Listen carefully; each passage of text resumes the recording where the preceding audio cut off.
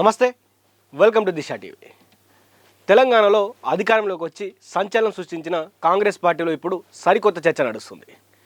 సాధారణంగా ప్రతిపక్షాలు విమర్శలు చేయడం, అధికార పార్టీ దానికి గట్టిగా కౌంటర్ ఇవ్వడం మనం చూస్తుంటాం.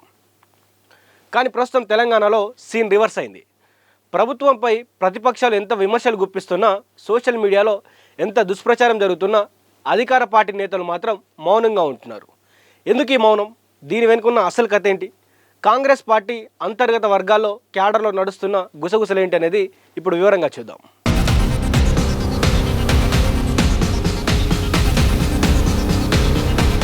ప్రస్తుతం అందుతున్న సమాచారం ప్రకారం కాంగ్రెస్ పార్టీలో పదవుల్లో ఉన్న వారితో పాటు పదవులు రాని వారిలోనూ తీవ్ర నిరాశ, నైరాశ్యం అలుముకుంది.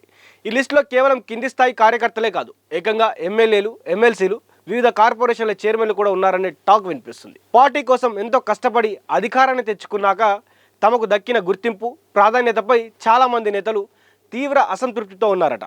ఇక పదవుల పంపకాల విషయంలో పార్టీలో ఒక విచిత్రమైన పరిస్థితి నెలకొంది. పదవులు దక్కిన కొందరు నేతలు మేము చేసిన కష్టానికి, మాకున్న సీనియారిటీకి ఈ చిన్న పదవేనా మాకిచ్చేదంటూ పెదవిరుస్తున్నారట.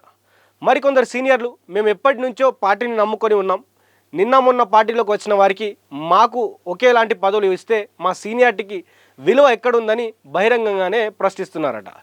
వీటన్నిటికి మించి పదవి ఇచ్చారు కానీ చేతిలో పైసా అధికారం లేదు, నిధులు లేవు అనే బాధ కూడా కొందరిలో స్పష్టంగా కనిపిస్తుంది. ఇక గ్రామ, మండల స్థాయి, జిల్లా స్థాయిలో ఉన్నటువంటి కింద స్థాయి క్యాడర్ కూడా ఈ అసంతృప్తి మరింత ఎక్కువగా ఉందట. కాంగ్రెస్ పార్టీ 10 ఏళ్ళు ప్రతిపక్షంలో ఉన్నప్పుడు పోలీస్ లాఠీ దెబ్బలు తిని, కేసులు ఎదుర్కొని, ఎన్నో పోరాటాలు చేసి పార్టీని అధికారంలో తెచ్చామని కార్యకర్తలు గుర్తు చేసుకుంటున్నారు. కానీ అధికారం వచ్చాక తమను ఎవరు పట్టించుకోవడం లేదని, కనీసం స్థానిక ఎమ్మెల్యేలు కూడా తమను సీరియస్గా తీసుకోవడం లేదని కింది స్థాయి నాయకులు వాపోతున్నారు. ప్రభుత్వం, పార్టీ మీద ప్రతిపక్షాలు ఎంత విమర్శలు చేసినా మాకేం దక్కింది, మేమెందుకు తిప్పికొట్టాలి, పదవులు పొందిన పెద్ద నేతలే చూసుకుంటారులే అని కార్యకర్తలు కూడా లైట్ తీసుకుంటున్నారు. మరో ముఖ్యమైన విషయం ఏంటంటే, ఈసారి కాంగ్రెస్ నుంచి గెలిచిన వారిలో అత్యధికులు తొలిసారి ఎమ్మెల్యేలైన వారే ఉన్నారు. అయితే వీరంతా ఎక్కువగా హైదరాబాద్లోనే గడుపుతున్నారని, సొంత నియోజకవర్గాల్లో, గ్రామాల్లో పర్యటించడం లేదనే విమర్శలు వస్తున్నాయి.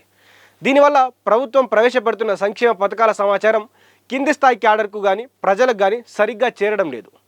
పార్టీకి, ప్రభుత్వానికి మధ్య సరైన సమన్వయం కుదర్చడంలో కొందరు ఎమ్మెల్యేలు పూర్తిగా విఫలమయ్యారనే చర్చ పార్టీలో గట్టిగా సాగుతుంది.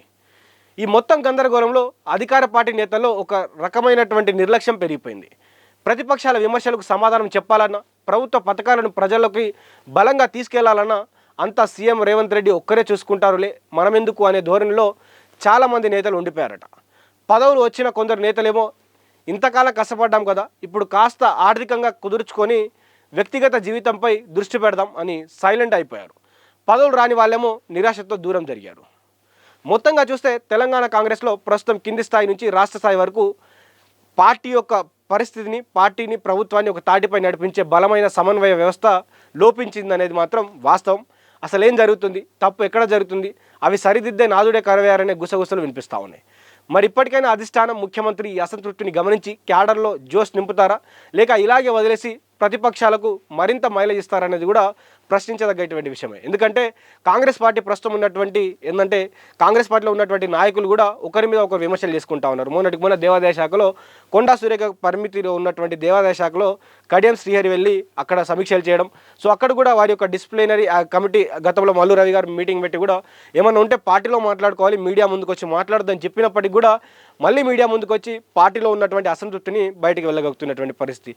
ప్రతి నియోజకవర్గంలో ఉన్నటువంటి ఎమ్మెల్యే, వచ్చినటువంటి ఎవరైతే జంప్ అయినటువంటి ఎమ్మెల్యే కావచ్చు, లేకపోతే వేరే పార్టీ నుంచి వచ్చినటువంటి ఎమ్మెల్యేకి ఒక క్యాడర్ ఉంది, అక్కడ ఉన్నటువంటి కాంగ్రెస్ పార్టీ లీడర్కి ఒక క్యాడర్ ఉంది. ఇలా వరుస క్యాడర్ నుండి మేము సీనియర్ లీడర్ అంటే ఒకరు, మేము పార్టీ నుంచి వచ్చి గెలిచి వచ్చినటువంటి ఎమ్మెల్యే అంటే ఒకరు, ఇలా చాలా రకాలుగా కాంగ్రెస్ పార్టీలో డిసిప్లినరీ యాక్షన్స్ తీసుకోవాల్సినటువంటి అవసరం ఉంది. కానీ కాంగ్రెస్ పార్టీ దాన్ని సీరియస్గా పట్టించుకోవడం లేదు. సో కింది స్థాయి కార్యకర్తని ఆదుకుంటాం, కార్యకర్తల వల్లే మా రాజ్యాధికారం వచ్చిందని చెప్పుకున్నటువంటి కాంగ్రెస్ పార్టీ ఈ రోజుకి కింది స్థాయిలో ఉన్నటువంటి కార్యకర్తలు పట్టించుకున్నటువంటి పరిస్థితి, కార్యకర్తలు ఎక్కడికక్కడ కూడా వారికి రావాల్సినటువంటి నిధులు కావచ్చు, లేకపోతే గ్రామ పంచాయతీలో కావచ్చు, గ్రామ పంచాయతీలో ఉన్నటువంటి పనులను చేయించుకోవడంలో వారికి రాష్ట్ర ప్రభుత్వం నుంచి కాంగ్రెస్ కార్యకర్తలకు అందాల్సినటువంటి ప్రతిఫలాలు అందట్లేదని ఒక బాధ అయితే కనిపిస్తూ ఉంది.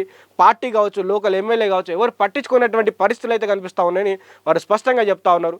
మరి చూద్దాం రానున్నటువంటి రోజుల్లో కాంగ్రెస్ పార్టీ దీనిపైన ఎలాంటి చర్యలు తీసుకుంటుంది ముఖ్యమంత్రి రేవంత్ రెడ్డి, మరి కార్యకర్తలకు ఎలాంటి పిలుపునిస్తారు, వారిలో ఉన్నటువంటి అసంతృప్తిని మరి ఎట్లా తీసేసి మళ్ళీ పార్టీ కోసం ఎలా పనిచేసే విధంగా, పార్టీకి మరి మైలేజ్ వచ్చే విధంగా ఎట్లా పనిచేస్తారని కూడా వేచి చూద్దాం.